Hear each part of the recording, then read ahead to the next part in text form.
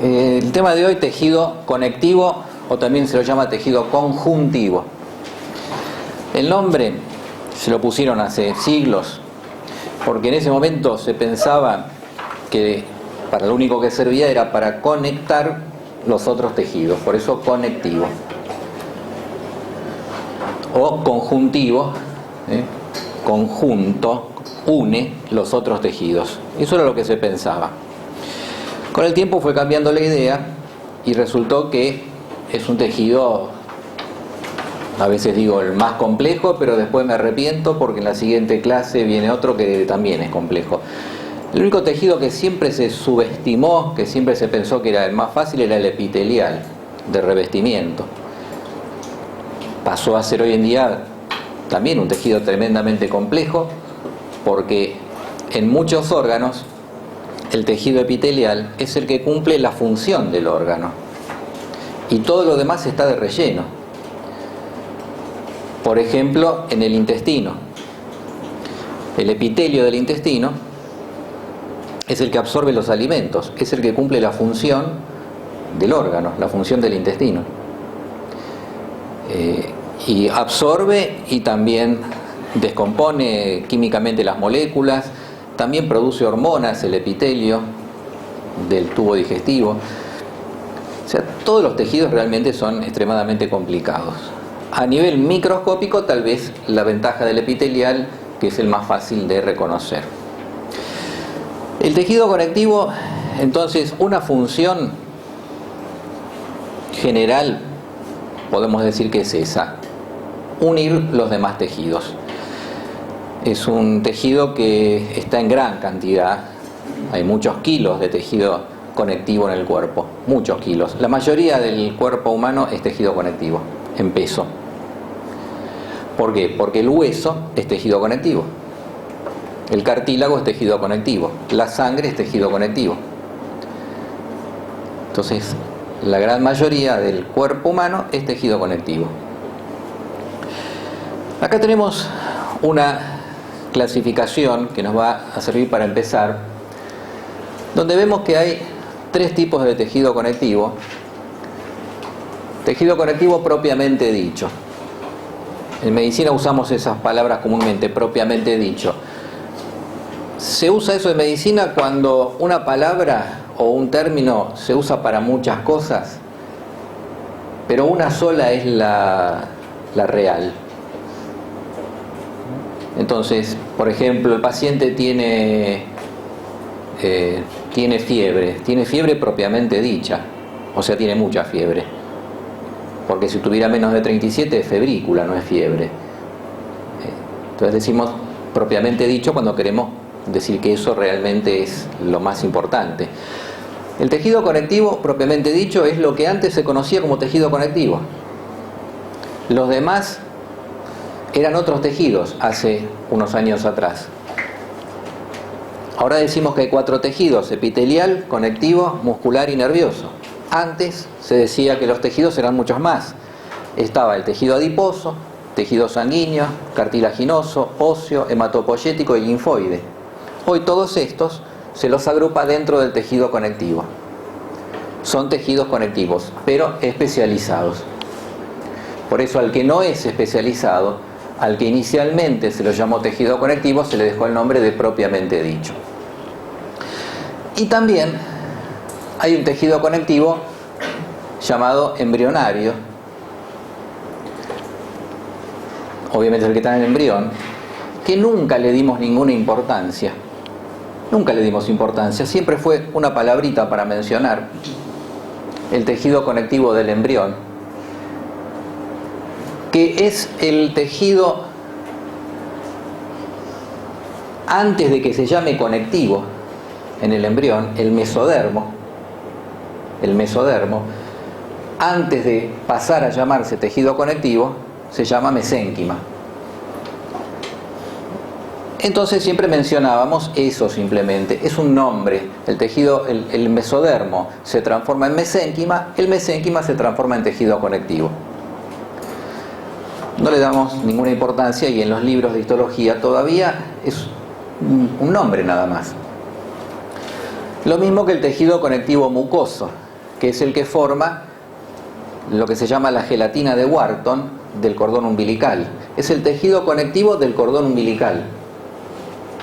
Y eso también es todo lo que decíamos. Resulta ser que una de las posibilidades que encuentran los que estudian la historia de la medicina, la historia de los paradigmas de la ciencia, cómo van cambiando los paradigmas científicos, los que estudian cómo puede llegar a evolucionar la medicina en el futuro. Desde hace unas décadas que nos vienen diciendo que el próximo paso de la medicina, después de haber sido la medicina, como vimos en la primera clase, la medicina mágica, después la medicina humoral, que era la hipocrática, después la medicina científica, que es la actual. Se decía y se dice que el próximo paso de la medicina sería la medicina genética, donde ahí se podrán curar todas las enfermedades genéticas, cambiando los genes, y también se pueden arreglar la mayoría de las enfermedades crónicas haciendo modificaciones en los genes. Todos nos encaminamos por ese lado, hay un gran auge de la genética. Sin embargo, las cosas parece que están cambiando, y ahora los pronosticadores, digamos así, los que dicen para dónde puede ser que venga la gran revolución de la medicina, la próxima gran revolución, si es que viene, en nuestra generación, tal vez venga dentro de 1000 años, no lo sabremos, pero dicen que va a ser justamente por este tejido que nunca le dimos importancia, por el tejido conectivo embrionario. Acá está aparentemente la clave para el próximo cambio de paradigma de la medicina, y la medicina tal vez dé un vuelco enorme por este tejido tan insignificante. ¿Por qué? Porque las células de este tejido conectivo embrionario, ya sea mesenquimático o mucoso, que es lo mismo, solamente que este está en el embrión y este está en el cordón umbilical, las células que tiene son células madre, tienen capacidad de transformarse en cualquier otra célula. Y entonces lo que se está tratando ahora de dominar es a estas células madre, y si logramos dominar a las células madre, si la célula madre puede transformarse en cualquier otra célula,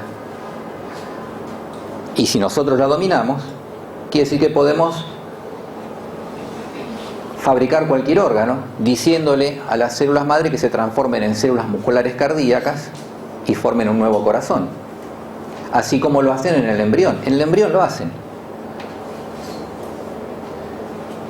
Están viendo ustedes embriología. En el embrión hacen eso. A partir de las células madre, las células embrionarias de la mórula, se forman todos los órganos. Entonces ahora están diciendo, ¿y si el embrión lo hace? Y el embrión lo hace a través de un plan que viene cumpliéndose desde hace millones de años, ¿no? Si hay un plan, ¿nosotros no podríamos dominar ese plan y decirle a la célula embrionaria que me haga un corazón para esta persona que lo necesita? Es más, podría a cada persona que nace guardar algunas de estas células para el día que se enferme y necesite un corazón o un cerebro o un riñón. Cada uno de nosotros podría tener guardadas un poquito de este tejido conectivo embrionario en un banco de tejidos, y dentro de 50, 60, 70 años tengo un infarto, que agarren esas células que están en el banco, que dice ahí Kremenchuk, para cuando sea viejito, me inyecten en el corazón una de esas células y le den el plan. Lo difícil es saber cómo le damos el plan. Le dé el plan a esa célula para que me hagan un pedazo de corazón nuevo. Lo mismo si tengo un infarto cerebral, o lo mismo si tengo una úlcera en la piel. Me pongo algunas células madre, les doy el plan para que se transformen en células de la piel y tengo piel nueva. Y lo mismo para cualquier órgano y para cualquier enfermedad. Tengo un cáncer de hígado y sáquenme medio hígado o 3/4, o sáquenme un riñón. Me ponen algunas células madre, les dan el plan para transformarse en hígado y tengo un hígado nuevo cada vez que lo necesite. Eso es un cambio extraordinario. Pero claro, ese plan, ¿quién lo tiene? ¿Quién tiene los planos por los cuales las células del embrión saben qué tienen que hacer durante 9 meses para formar un bebé? ¿Quién tiene ese plan? Lo tiene el embrión. ¿Dónde lo tiene ese plan? Lo tienen los genes. Ahí se junta la genética con esto también. Si nosotros pudiéramos conocer ese plan y saber qué tiene que hacer la célula minuto a minuto para formar un corazón, solucionado el tema de los órganos. Claro, tener ese plan a la naturaleza le llevó unos 3.000, 4.000 millones de años. No veo muy probable que el ser humano pueda tener ese plan. Sería jugar a ser dioses, ¿no? Puedo hacer lo que quiera con el ser humano y con cualquier animal y vegetal si tengo el plan. Tengo el plan para que una célula forme una persona. Detalladamente tengo el mismo plan que tiene el embrión. Bueno, soy Dios. Me fabrico un bebé cuando yo quiero. Y me lo hago a mi gusto también, ¿no? No creo que tengamos ese plan, pero pasó algo inesperado con este tejido. Por eso les digo que es tan importante este tejido. Se transformó en la vedette hoy en día de los tejidos. Todo el mundo hablando de las células madre en todos los países. Estados Unidos, así como invirtió miles de millones de dólares para dominar la genética, y domina la genética, Estados Unidos quiere tener ese plan genético antes que los demás. Imagínate el país que tenga el plan completo para hacer lo que quiera con una célula. Bueno, son los dueños del mundo, ¿no? Bueno, Estados Unidos invirtió ahora también inmensas cantidades de dinero para tener el plan de las células madre. Pero parece que, yo creería que tardará, salvo que pase algo extraordinario, tardará cientos o tal vez miles de años. No se olviden que para pasar de la medicina mágica a la siguiente etapa se tardó 50.000 años, y para pasar de la medicina hipocrática a la medicina científica se tardó casi 2.000 años, y la medicina científica la tenemos hace 100 años. O sea, por ahí pasan 2.000, 3.000, 50.000 años sin que la medicina cambie. Pero apareció un detalle que está revolucionando todo, que estas células, por algún motivo que nadie sabe todavía, cuando se las pone en un organismo que tiene un órgano dañado, ellas mismas desarrollan el plan para arreglar ese órgano, sin que nadie se los diga. No hay ni la menor idea todavía de cómo lo hacen. O sea, yo le pongo esta célula embrionaria a una persona que tiene un infarto de corazón, la célula solita va y le arregla el corazón, porque detecta que el corazón está dañado. Si lo que tengo es un infarto de cerebro, la célula va al cerebro y arregla el cerebro. No se sabe cómo esa célula recibe información, si será a través de hormonas, de señales nerviosas, neuroquímicos, pero esta célula embrionaria, aparentemente el organismo le indica cómo tiene que hacer, qué órgano tiene que arreglar y dónde tiene que ir para arreglar el órgano. O sea, es una cosa realmente maravillosa, ¿no? Se está trabajando en eso. En todo el mundo van a escuchar hablar de células madre, ley de células madre. En la Argentina se está hablando mucho, una ley para estudiar las células madre, si sirve, si no sirve. Es un tema complejo. Pero ustedes fíjense entonces, qué interesante cómo el tejido que menos nos interesaba, porque prácticamente no hay nada para ver, este tejido conectivo embrionario con el microscopio no se ve nada, se ve una sustancia prácticamente borrosa, con algunas células perdidas por ahí, algunas fibras, nada más. Pero resultó ser que esas células eran las células más importantes de las que estamos hablando en este momento. Muy bien, hoy vamos a ir al tejido conectivo propiamente dicho. El tejido conectivo embrionario ya lo mencioné, no hay más que eso. Y estos son las próximas clases, cada uno es una clase. Tejido sanguíneo, cartílago, hueso, hematopoyético, linfoide, son todas clases a lo largo del año. Después falta tejido muscular y nervioso y terminó el estudio de los tejidos. Más o menos para mitad de año terminamos el estudio de los tejidos. El tejido conectivo entonces, propiamente dicho. Ese sí, ¿cuál es la función que tiene? Una función es rellenar, unir, conectar los demás tejidos.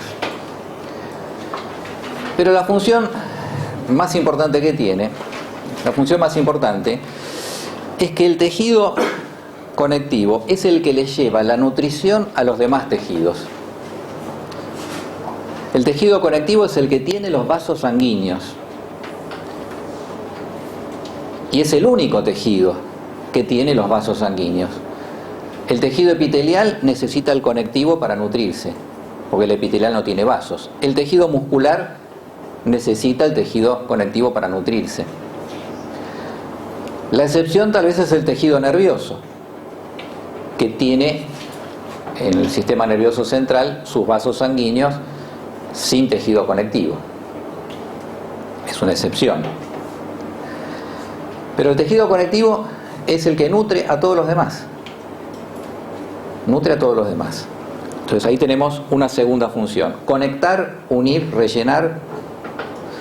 Segunda función global es nutrir a los demás tejidos. Y la tercera, también muy importante, es que el tejido conectivo, estamos hablando siempre del propiamente dicho, el tejido conectivo es el campo de batalla donde se pelea la guerra permanente de la inmunidad. El tejido conectivo es un campo de batalla donde van a encontrar todos los soldados amigos, que son las células del sistema inmunológico de cada uno de nosotros, que nos defienden. Y cuando hay una invasión por bacterias, parásitos o virus o lo que fuera, en el tejido conectivo es donde se libra la batalla. Ahí es donde se libra la batalla. Es un tejido con un enorme poder inmunológico. Ahí se produce la inflamación. Ahí se producen todos los fenómenos inmunológicos que pueden triunfar y se nos va la infección, o pueden perder y la infección nos mata. Es ahí en el tejido conectivo. Y por eso las enfermedades del tejido conectivo son enfermedades inmunológicas.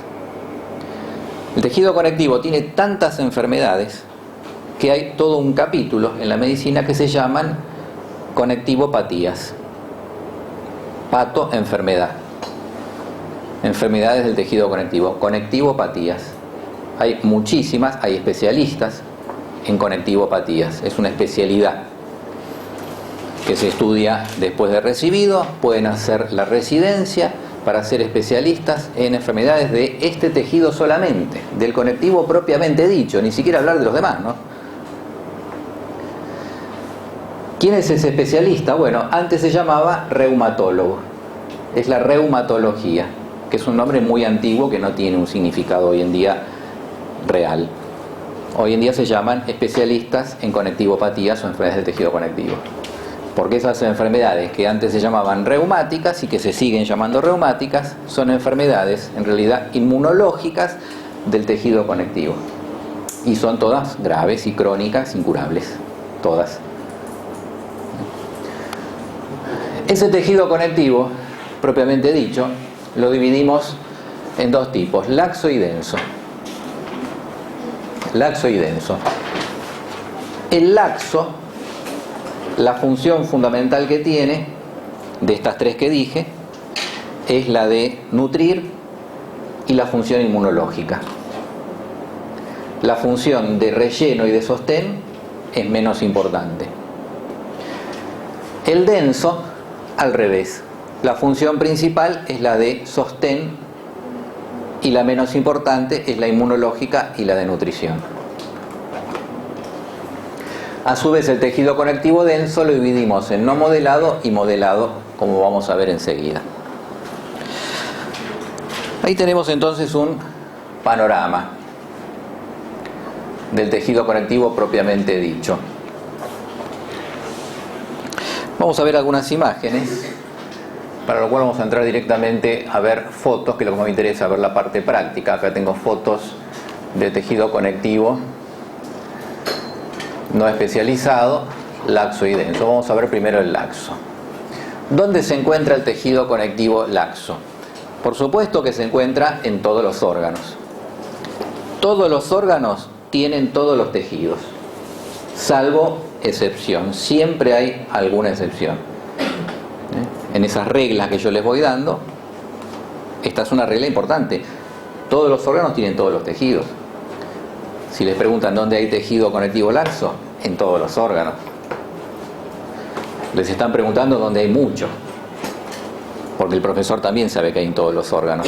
Les está preguntando, está expresándose mal, ¿dónde hay mucho tejido conectivo laxo? Bueno, tejido conectivo laxo van a encontrar en lo que se llama el corion de todos los órganos. ¿Qué es el corion en cualquier órgano?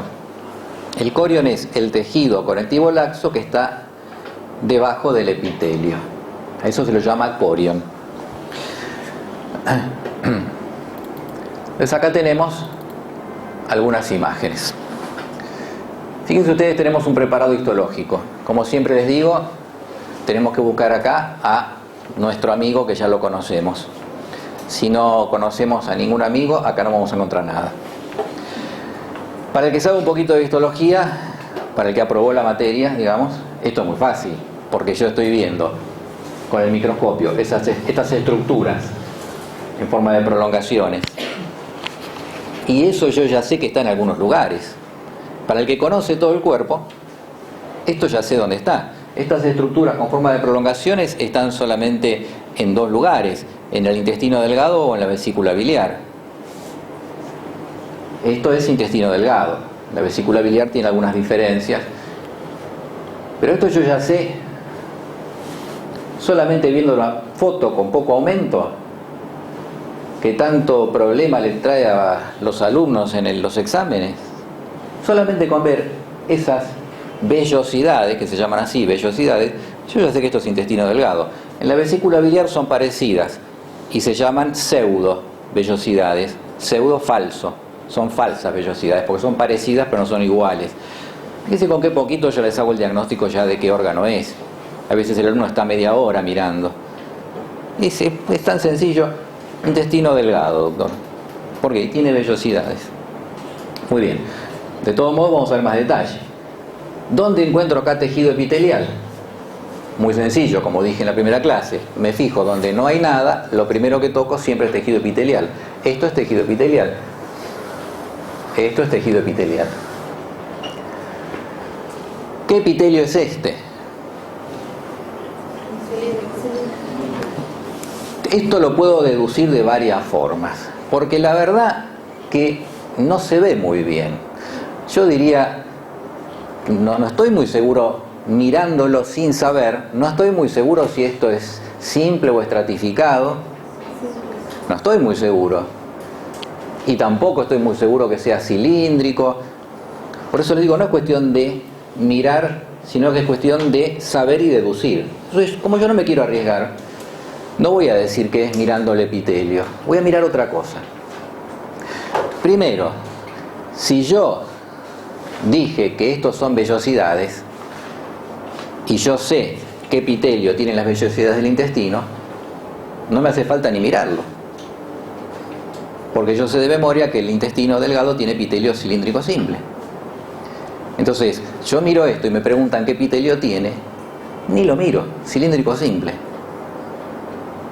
porque ya me di cuenta de entrada que esto es intestino delgado.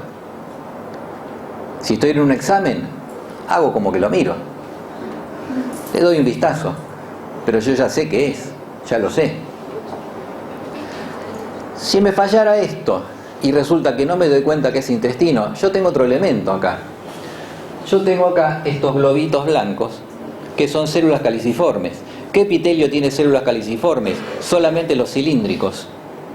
No existen células caliciformes ni en los planos ni en los cúbicos, solamente en los cilíndricos. Puede ser cilíndrico simple o cilíndrico pseudoestratificado. Me quedan ahí las dos variantes. Si yo, fíjense ustedes qué razonamiento hay que hacer. Solamente viendo estos globitos, que les digo globitos, y en inglés se llaman células globito, no se llaman células caliciformes, células globito.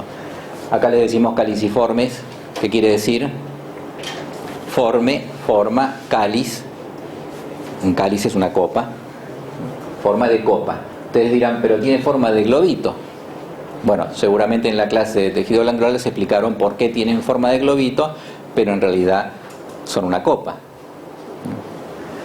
Pero ya viendo esta célula solamente, yo acá no puedo decir ni plano ni cúbico, tengo que decir cilíndrico, me falta el apellido. ¿Será cilíndrico simple o cilíndrico pseudoestratificado? Tengo otro elemento más para deducir. Veo en la superficie apical del epitelio una línea más acidófila, bastante bien marcada. Eso es la chapa estriada. Acá no veo cilias. Si yo viera cilias, esto es pseudoestratificado, porque el cilíndrico con células caliciformes es pseudoestratificado, es el epitelio respiratorio. Ahora, cilíndrico con células caliciformes y sin cilias es cilíndrico simple, y además le veo la chapa estriada. Entonces es todo deducciones. En ningún momento miré siquiera el epitelio, estoy deduciendo, ¿sí? Entonces el epitelio, a pesar de, como ustedes ven acá, no se ve bien, yo puedo asegurar que es un epitelio cilíndrico simple con células caliciformes y chapa estriada del intestino delgado. Es bastante fácil. Muy bien. ¿Y dónde está el tejido conectivo? Siempre donde termina el epitelial, que el límite es bastante neto, esto ya es tejido conectivo. Todo esto es tejido conectivo. ¿Qué tejido conectivo es? Laxo. ¿Cómo me doy cuenta? Porque tiene muchas células. De la célula veo solamente los núcleos. Tiene muchas células. Van a comparar enseguida con el denso, que tiene muy poquitas células. Es muy fácil la diferencia. Así que esto es laxo. Pero además, si yo no me acordara, tengo que saber que debajo del tejido epitelial, debajo o en contacto en realidad, en contacto con el tejido epitelial, siempre hay tejido conectivo, no tiene excepciones. Y además siempre es laxo, y tampoco hay excepciones, siempre es laxo. O sea, me dicen, ¿qué tejido es este? Y yo no miro el tejido, yo pienso, ¿qué me está marcando? Me está marcando un tejido que está en contacto con un epitelio, tiene que ser conectivo laxo, no puede ser otra cosa. Le digo conectivo laxo y le digo por qué, porque está debajo de un epitelio. Te estoy dando el fundamento, no me puedo decir que está mal. En cambio, si yo miro y trato de averiguar qué será, me puedo equivocar. Es todo razonamiento. Esto entonces es conectivo laxo. Es un tejido que tiene muchas células, pocas fibras. Las células que tiene son muy variadas. Acá hay muchos tipos de células distintas. El conectivo no es como el epitelial, donde todas las células son iguales, son todas cilíndricas simples, también hay algunas caliciformes. No, el conectivo tiene muchos tipos de células, que vamos a ir viendo un poco más adelante. Y tiene fibras, que acá se ve alguna, pero poca cantidad, no las puedo ver bien. Lo que predomina en el conectivo laxo son las células. Así que lo encontramos en el corion de los órganos. ¿Qué es el corion? Es el tejido conectivo laxo que se encuentra en contacto con los epitelios. Eso se llama corion. ¿Qué hay entre el tejido epitelial y el corion? La membrana basal. ¿Por qué? ¿La estoy viendo? No, no se ve con el microscopio óptico, pero yo sé que está. Yo sé que está. El tejido epitelial, les decía, en muchos órganos es el que cumple la verdadera función del órgano. En esos órganos, al tejido epitelial se lo llamaba, hace 300 años, se lo llamaba parénquima. Se sigue usando el nombre. Parénquima de un órgano es la parte del órgano que cumple la función. Y es el tejido epitelial del órgano. Es un nombre muy antiguo, cuando solamente se conocían dos tejidos, el parénquima y el estroma. El parénquima es el tejido epitelial y el estroma es el tejido conectivo de hoy en día. Pero sin embargo se sigue usando, van a ver ustedes en todos los libros y en todos los libros de patología también, van a ver que les dice que el paciente tiene una enfermedad parenquimatosa del hígado. ¿Qué me está diciendo? tiene una enfermedad del epitelio del hígado. O tiene un tumor del estroma, les va a decir. ¿Qué me está diciendo? Un tumor del tejido conectivo. Entonces, parénquima y estroma, acuérdense los nombres. Muy bien, tejido conectivo laxo. Acá tienen con más detalle. Acá sí, hermosa fotografía. Se ve el epitelio cilíndrico simple, las células perfectamente rectangulares en el corte, núcleo ovalado en el tercio basal. Y esto es el tejido conectivo laxo, esto es el corion. En todos los órganos vamos a encontrar el corion. Acá lo mismo. Y acá lo mismo. Acá se ve muy bien la chapa estriada. Perfecta. Epitelio cilíndrico simple con chapa estriada. Esto es intestino o vesícula biliar. Los dos tienen cilíndrico simple con chapa estriada, pero el intestino tiene células caliciformes, la vesícula biliar no tiene. Acá no veo células caliciformes claramente, pero es un pedacito muy chiquitito, así que a lo mejor no sé si es o no es vesícula biliar. Es muy poquito, habría que recorrer un poquito más. De acá para arriba, el corion. Este es el corion.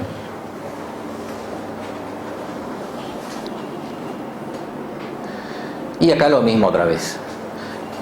Acá estamos viendo, sí, vasos sanguíneos. Estos son vasos sanguíneos que hay en el tejido epitelial.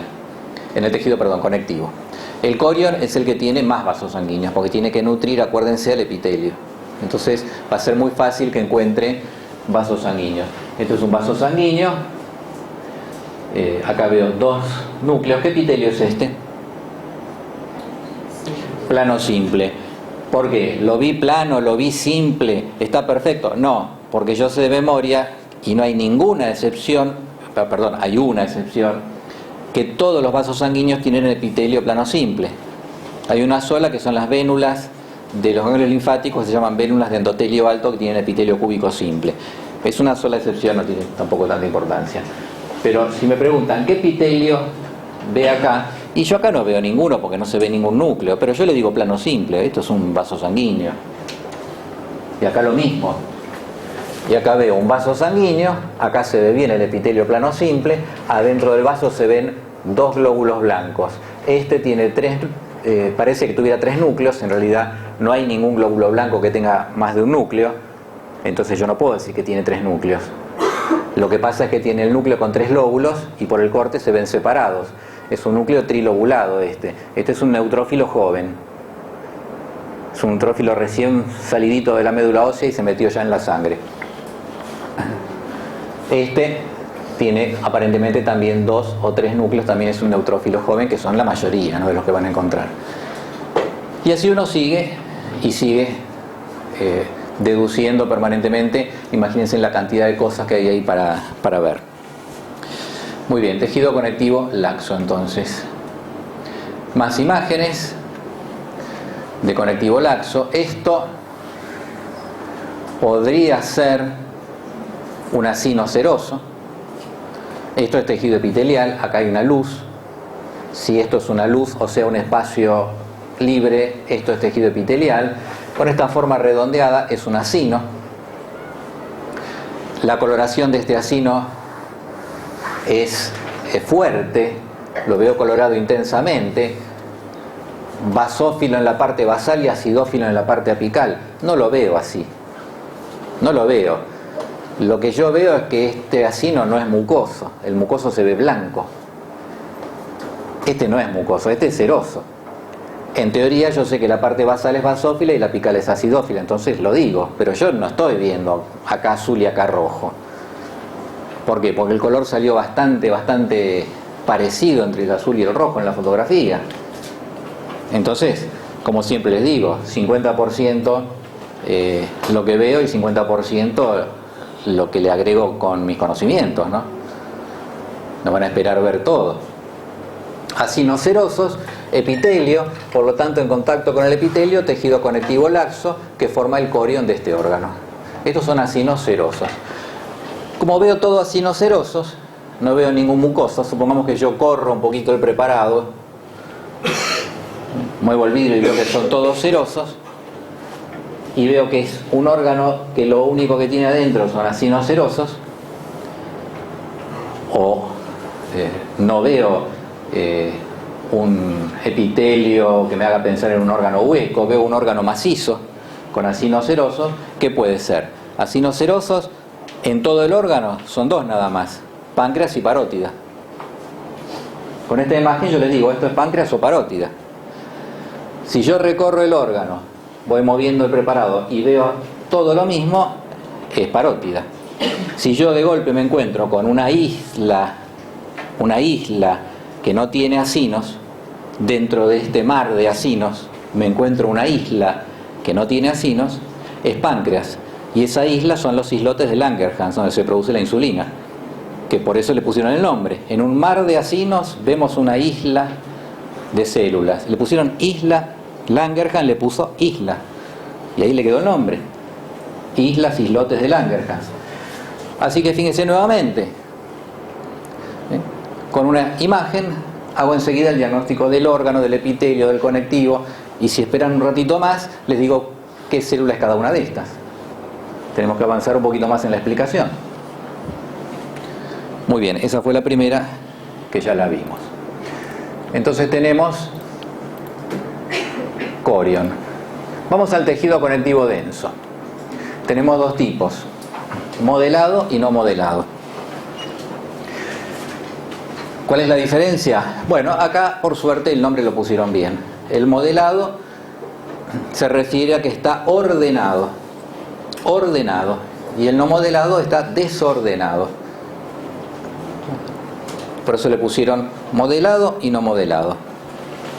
Más claro sería ordenado y desordenado, pero bueno, la palabra ya gustó. Y la costumbre en la medicina es que el que encuentra algo lo bautiza,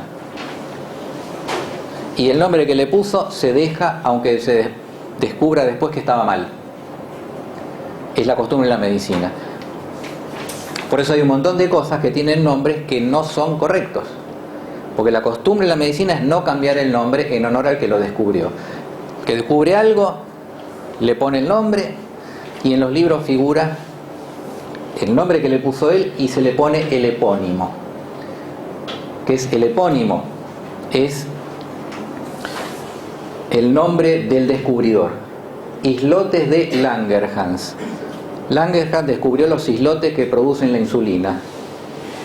No son islotes, ni son islas, ni estamos hablando de geografía, pero el nombre quedó.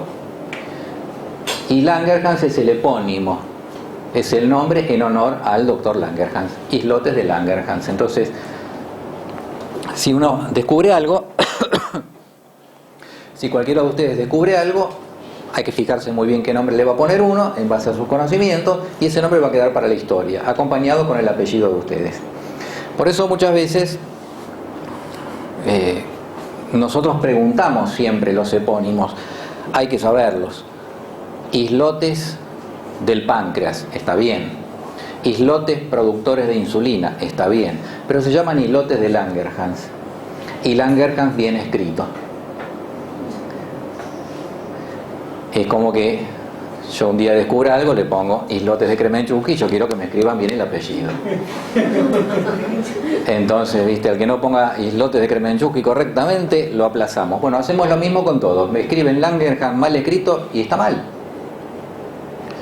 Y los alumnos, o sea ustedes, a veces se enojan, porque puse islotes de Langershofen. Bueno, no se llaman así. No se llaman así, porque vos algún día vas a leer algún libro que en lugar de islotes va a decir otra cosa, de Langerhans, o te vas a ir a otro país y te van a decir Langerhans Finsumpfen, y vos, Langerhans, me debe estar hablando de los islotes de Langerhans. Te vas a orientar enseguida, porque Langerhans muchas otras cosas más nos descubrió, los islotes. Entonces es importante acordarse los epónimos y saber cómo se escribe el nombre correctamente de cada persona, y lo controlamos en los exámenes. Vamos al tejido conectivo entonces no modelado, al desordenado. ¿Dónde hay mucho de este tejido conectivo? En la piel. Hay mucho en la piel.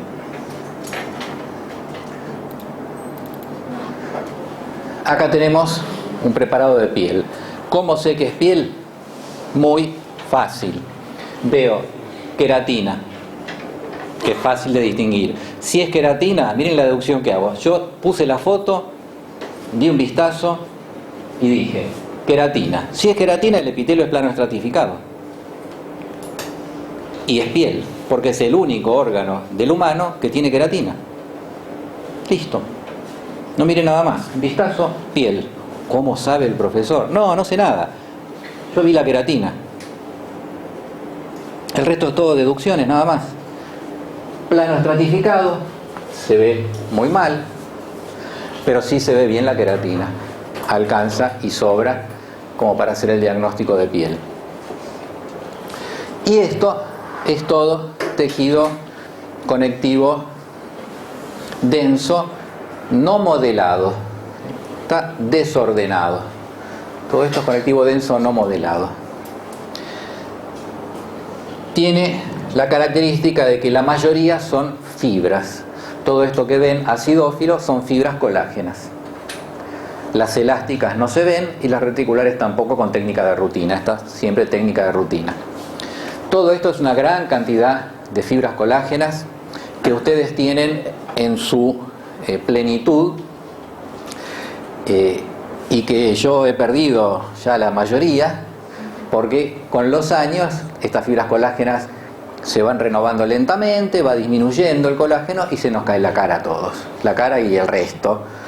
Así que las mujeres están muy preocupadas por este tejido, muy preocupadas, y se hacen cualquier cosa y pagan fortunas para que alguien les arregle un poquito este tejido. Se inyectan lo que les digan que hay que inyectarse para reemplazar estas fibras, ácido hialurónico, silicona, lo que venga, crema, shampoo con colágeno, caramelo con colágeno, inyecciones de colágeno, hacen cualquier cosa. No sirve para nada todo eso. No sirve para nada. Yo me puedo meter en una bañadera llena de colágeno, pero eso no va a hacer que el colágeno de mi dermis mejore. Tampoco va a servir para nada lavarme el pelo con colágeno. El colágeno no se absorbe. Entonces, si ustedes van aprendiendo ahora un poquito de medicina, tienen que aprender lo que yo siempre digo que es la lógica del cuerpo humano. Con eso van a ser buenos médicos. El sentido común. El sentido común, la lógica del cuerpo humano. Doctor, ¿tomo pastillas de colágeno? No, mejor cómase un pote de gelatina. La gelatina es colágeno puro.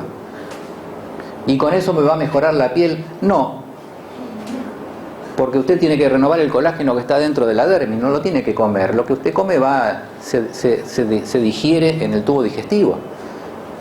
¿Me inyecto colágeno? Sí, pero después de unas pocas semanas se va a ir, va a desaparecer.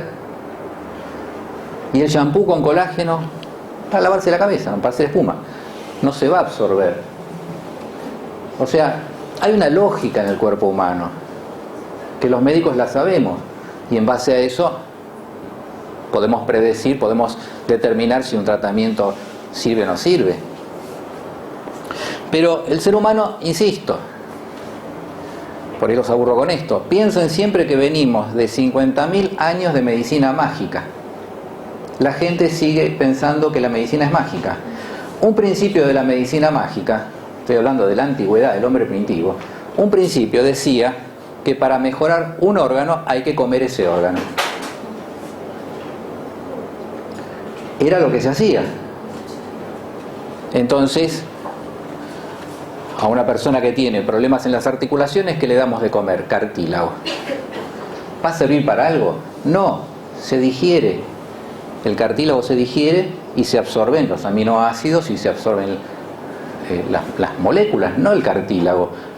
Me puedo comer un tiburón entero que no me va a mejorar el colágeno de mis articulaciones, pero la gente toma pastillas de cartílago. ¿Cuál es el animal con más cartílago en la naturaleza? El tiburón. Cartílago de tiburón. Y si ese bicho está sanito en el agua, piensa la gente, yo me como un pedazo de tiburón y las articulaciones me van a quedar bárbaros. No, es mentira. Y sin embargo el cartílago de tiburón se vende y los laboratorios que lo fabrican ganan fortuna, engañando a la gente. Es mentira. Cuando yo era chiquito, estaba de moda se pensaba, en este mismo pensamiento que estoy hablando ahora, se decía que para ser más inteligente, ¿qué había que comer? Cerebro. Entonces mi mamá me hacía 3 veces por semana seso. Me hacía un día ensalada de seso con cebolla,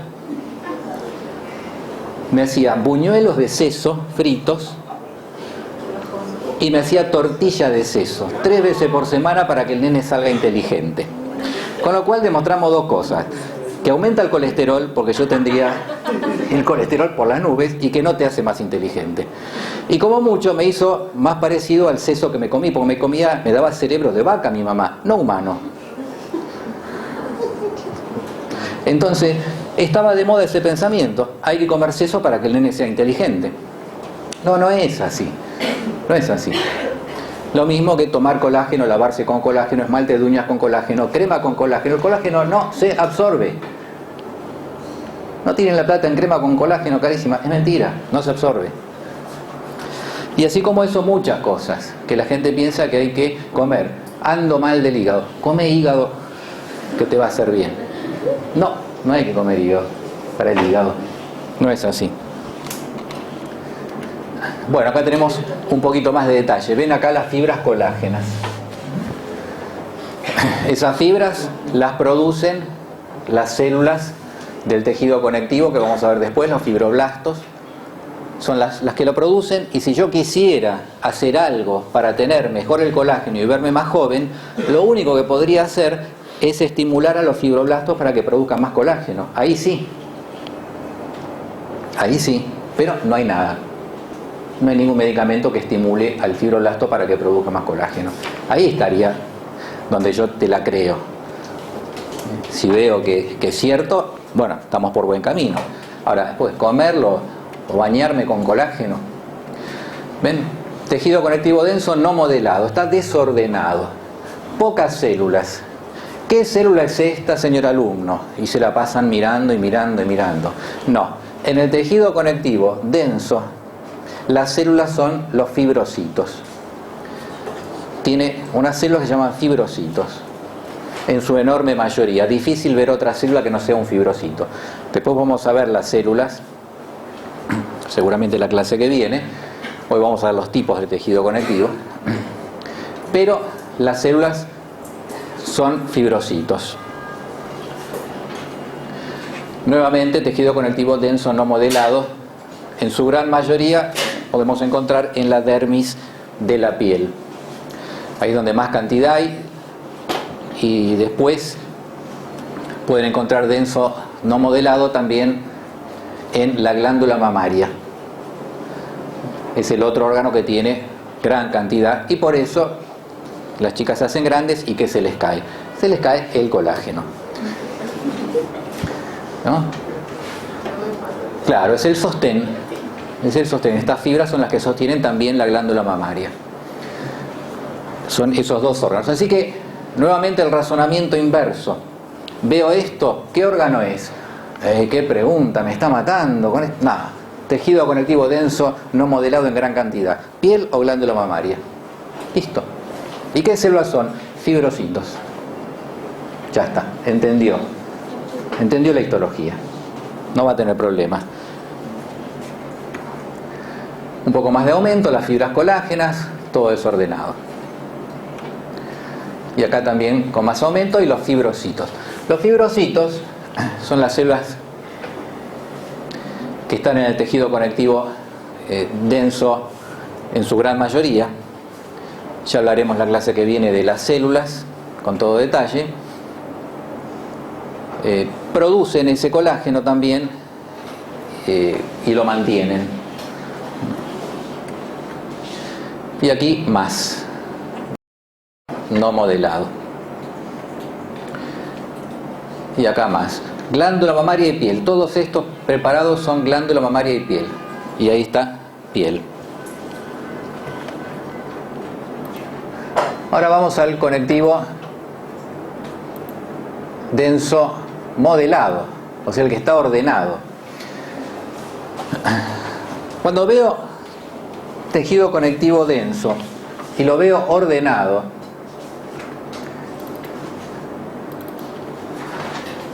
ahí está ordenado. Ven que están todas las fibras en la misma dirección, ordenado. Viendo esa imagen de tejido conectivo denso modelado, solamente hay 4 órganos que pueden tener esto. Solamente 4. Por lo tanto, ya estoy habilitado a decirle al profesor, mire, esto puede ser tendón, ligamento, aponeurosis y córnea. Son los 4 órganos que tienen este tipo de tejido conectivo. Nada más. Viendo la imagen yo sé que es alguno de esos 4. Ahora, ¿cuál es de los 4? Ahí ya es un poco más difícil. Pero se resuelve con una noción muy básica de anatomía. Escuchen bien: ligamento, tendón, aponeurosis y córnea. ¿Cuál de estos 4 tiene tejido epitelial? Ligamento, tendón, aponeurosis y córnea.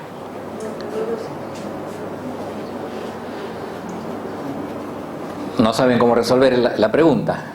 ¿Cuál tiene tejido epitelial? Estoy preguntando cuál tiene contacto con el exterior de estos 4 órganos, porque el epitelio siempre está en contacto con el exterior o con una superficie libre.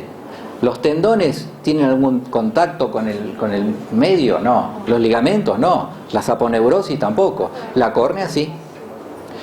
Es el único que tiene epitelio. Entonces, si yo veo tejido conectivo ordenado, como veo acá, modelado, y no veo ningún epitelio, no es córnea. No es córnea. Es alguno de los otros 3, ligamento, tendón o aponeurosis, y no lo van a poder distinguir con el microscopio. Pero ahí va otro conocimiento. Otro conocimiento. Esto puede ser ligamento, tendón o aponeurosis. ¿Cuál de los 3 es? El otro conocimiento, que muchas veces también le insisto a los alumnos, es que yo tengo que saber en mi casa quiénes viven. O sea, si yo le digo que en la cancha de Boca fue un familiar mío, estoy buscando a mi hermano, a mi mamá, a mi esposa, a mis hijos. No estoy buscando a un barra brava de Boca, no vive conmigo en casa. ¿Qué significa con todo esto que ustedes no están entendiendo todavía? Es medio extraño. Significa que yo tengo que saber qué órganos hay en esta facultad para mirar con el microscopio. Es un detalle importante, porque en esta facultad no hacemos preparados histológicos de aponeurosis ni de ligamento. Hacemos solamente de tendón.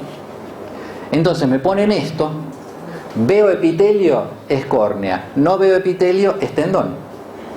Porque acá no hacemos preparados, y ustedes pueden ver en el práctico la lista de preparados histológicos, y pueden ver que está el de tendón, pero no hay de ligamento ni de aponeurosis. En las cajas de los preparados histológicos, en la contratapa, en muchas está la lista. Y si no, le piden a los profesores la lista de nuestros preparados histológicos. Porque me pasa muchas veces que le tomo un examen a un alumno, le pongo un preparado histológico y me hace un diagnóstico de un órgano que no existe en esta facultad. Con lo cual me está demostrando que no vino mucho a clase. ¿Comprenden? Un diagnóstico de algo que nosotros no hacemos. Pongo un preparado y me hace un diagnóstico de pineal. No hacemos preparado de pineal.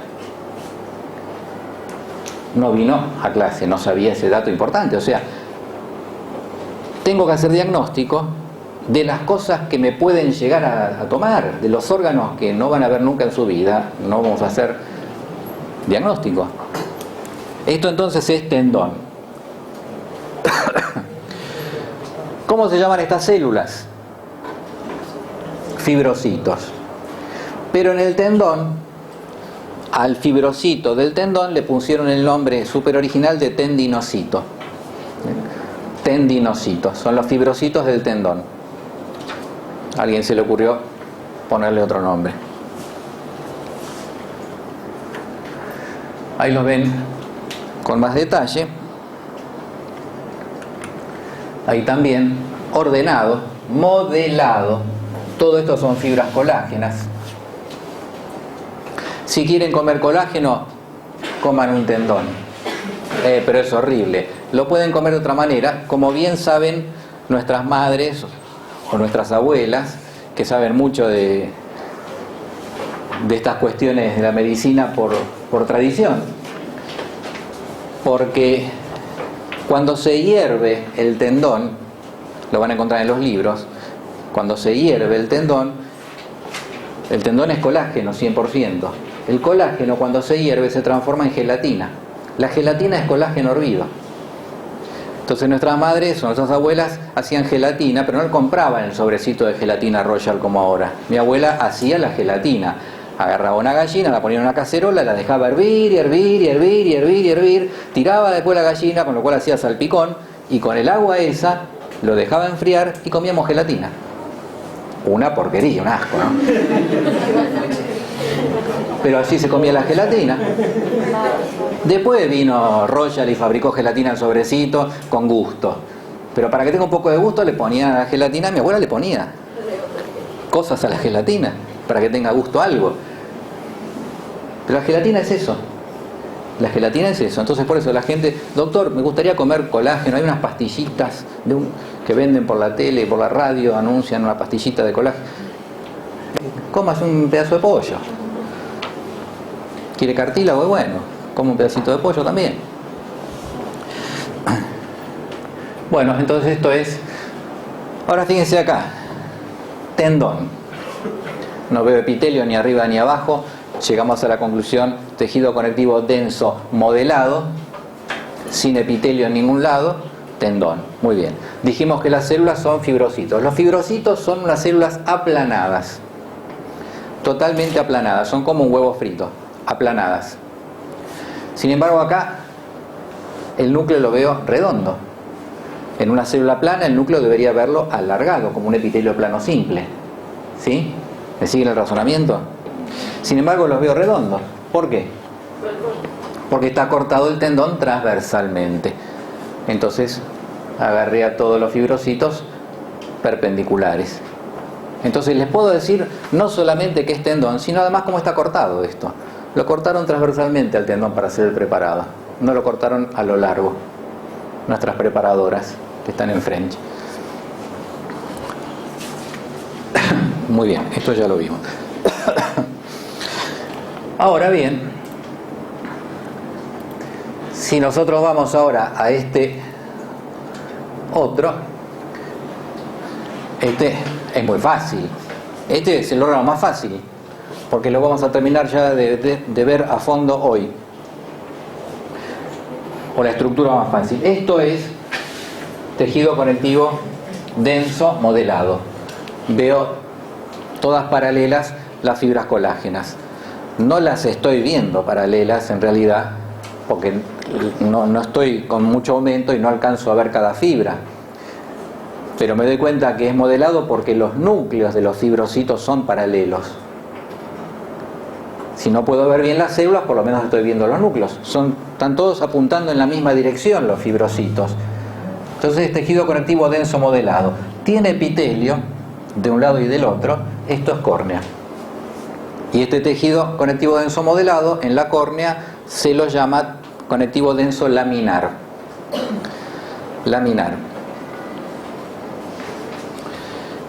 ¿Qué epitelio es este? ¿Y qué epitelio es este? Acá se ven muy fácilmente, pero supongamos que se viera mal, como la mayoría de los preparados. Doctor, se ve bastante mal. Bueno, esa es la idea, esa es la realidad, se ve mal. Por eso esto es deducción. Si esto es la córnea, no me hace falta ni mirar para decir qué epitelio tiene, porque yo lo sé de memoria. De un lado tiene epitelio plano estratificado sin queratina, del otro lado tiene epitelio cúbico simple. Epitelio anterior de la córnea que está en contacto con el medio ambiente, epitelio posterior de la córnea que está en contacto con el humor acuoso. Y esta es la córnea. No tiene queratina. Si tuviera queratina no veríamos nada. La córnea es transparente.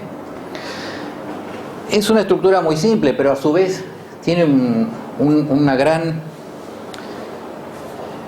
incógnita, un gran misterio. Tiene un gran misterio.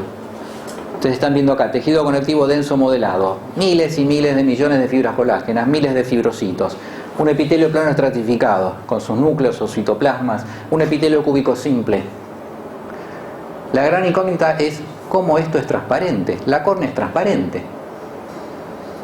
¿Cómo hicieron para fabricar un tejido o un órgano con dos tejidos y es transparente?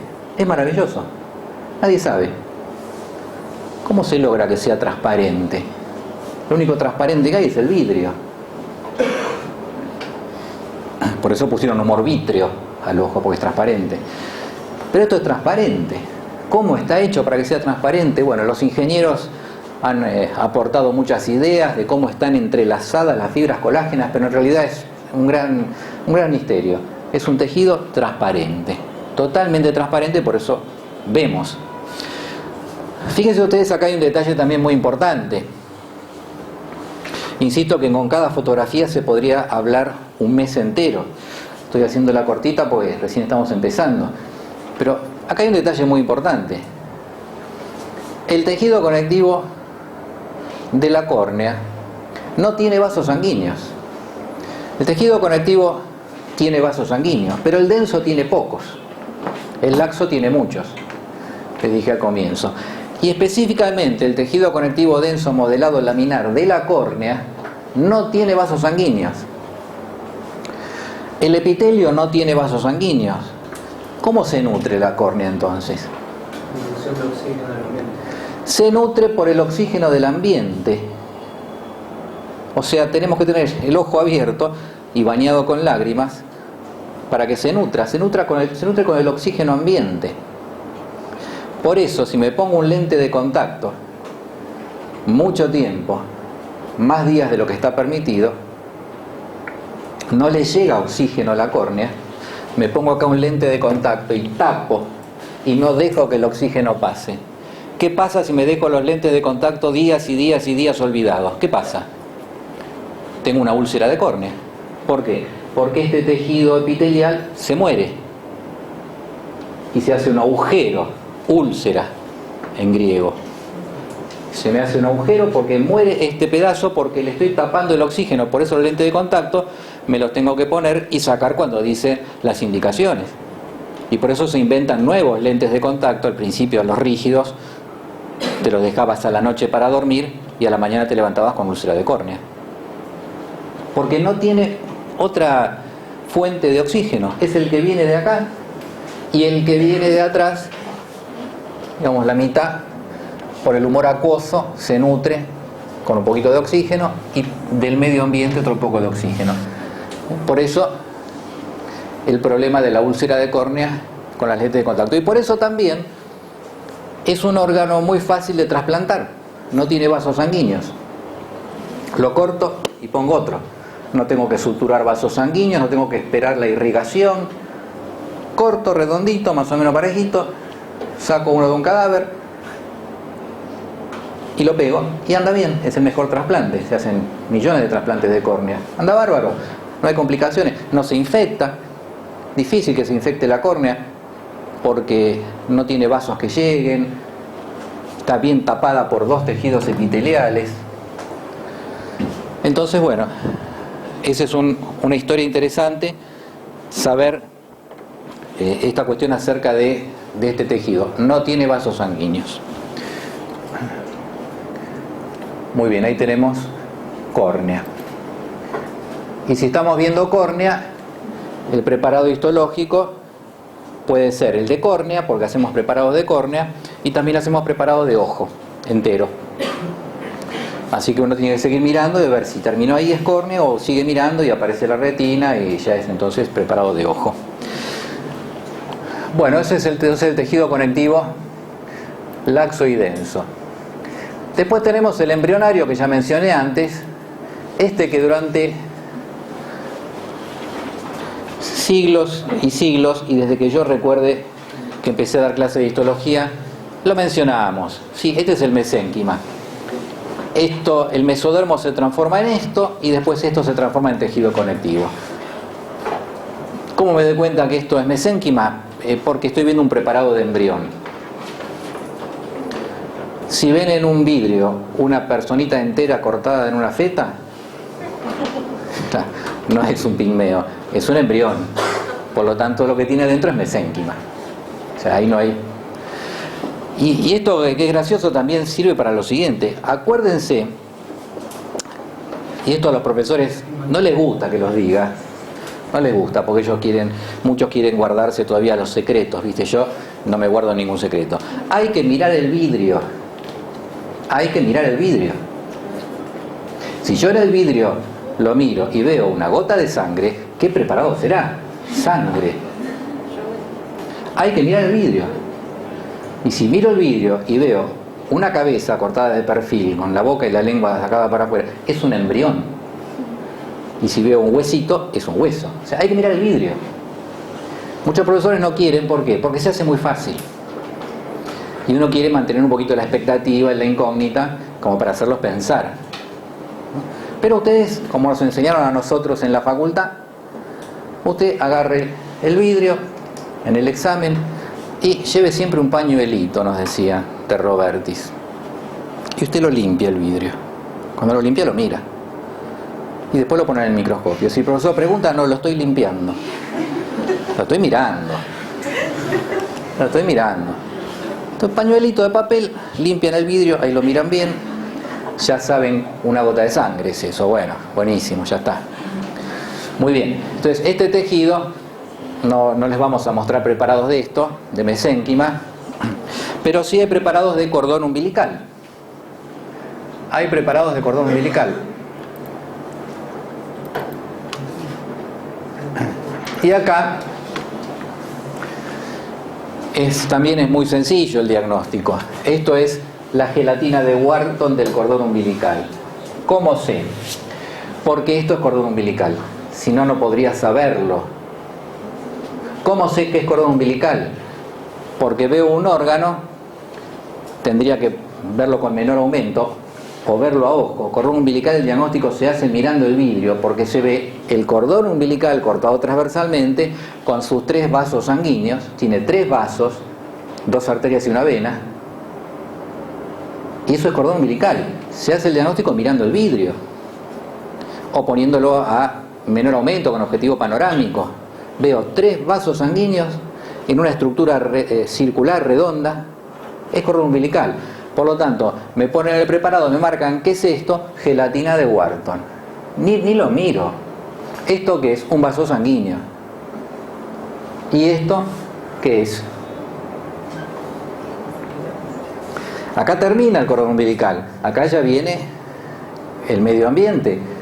Esto es un epitelio. ¿Qué epitelio recubre el cordón umbilical? El amnios. Esto es el amnios que recubre el cordón umbilical. Entonces, esto ya les digo, es muy fácil el diagnóstico mirando el vidrio o mirando con objetivo panorámico, recorriendo. Si el profesor no me deja ver el vidrio, pongo siempre objetivo de menor aumento, recorro el preparado. Veo que son 3 vasos sanguíneos en una estructura circular, cordón umbilical. Ya sé que son 2 arterias y una vena, que está recubierto por el amnios, un epitelio cúbico simple, y que adentro lo único que tiene es la gelatina de Wharton. Y ya está. Ahora que venga y me pregunte lo que quiera, porque yo ya tengo en la cabeza. Y mientras tanto, como esto fue muy fácil el diagnóstico, yo me tomo un ratito más.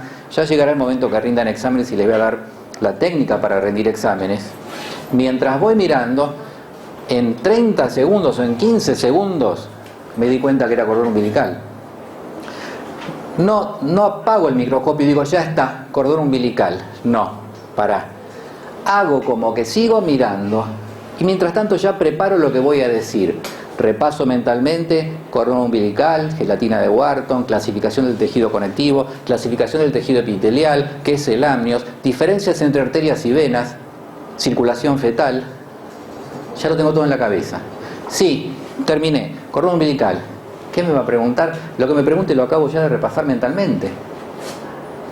¿Se dan cuenta? No, a veces en un segundito, ya está, cordón umbilical, listo. Bueno, a ver, hábleme de la estructura del cordón umbilical. No me acuerdo, se me borró. no me acuerdo. Le di la oportunidad de que lo piense mientras mira el preparado. Hay que aprovechar, entonces uno queda como que se la sabe de memoria. Como ustedes ven, hay muchos secretos acá. Esa es la gelatina de Wharton. Y esta gelatina de Wharton es un tesoro que algún momento esto va a valer fortunas incalculables, porque con estas células mesenquimáticas se va a poder fabricar órganos compatibles 100% conmigo mismo, porque va a ser mi cordón umbilical que mi mamá lo guardó en ese momento para cuando yo me enferme. No, mi mamá no solamente lo tiró, sino que me alimentó con seso toda la infancia y me llenó de colesterol, ¿te das cuenta? Ya les voy a contar las cosas que hacía mi mamá a nivel médico. Me daba jugo de carne para que no tenga anemia. Como el jugo de carne es rojo, pensaba que con eso no iba a tener anemia. Se usaba eso, el jugo de carne, claro. Y muchas yemas de huevo, porque así uno se pone más gordito, más sano. Bueno, en fin. Entonces, este tejido, ustedes saben que ya se hace eso. Hay bancos de cordón umbilical. En la Argentina hay varios bancos. Cuando nace un bebé, uno puede guardar el cordón en un banco, porque como viene a mano, esto es un tesoro, ya les digo, incalculable. Cada uno tiene su cordón. Es un repuesto para cualquier órgano que falle. Esto es mejor que congelarse como Walt Disney. Esto es tener tu cordón guardadito. Bueno, muy bien. Con esto ya estamos entonces con la clase de hoy. La semana que viene vamos a las células y fibras. Gracias.